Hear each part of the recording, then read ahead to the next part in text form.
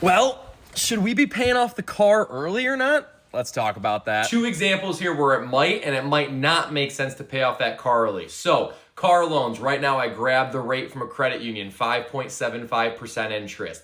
If you're gonna put your money in a high yield savings account, I pulled Ally 3.3% right now, then it might make sense to pay off your car early because the interest difference is not making sense. You don't want to keep it at 3.3 in a high yield account when you can be paying off 5 3/4 debt. Now, just something to note, if you do the high yield savings options, you do have a tax impact because it adds to your total yearly income, the interest that you earn. But the other example here, let's say that you're going to put your money in the S&P instead of paying the car early, and you maybe expect a 9% rate of return, right? You got to do that math on what you think future returns are going to be here. Well, it might make sense on the surface level, hey, put it in the S&P versus paying off the car. We got an interest rate spread there, but I just want to talk about the tax side that a lot of people don't think about, especially when you're considering paying off debt. So just because I can earn 9% in the market does not mean that I get to keep 9%, right? That's where Uncle Sam comes in. So let's just say that we invested $100 at 9%, right?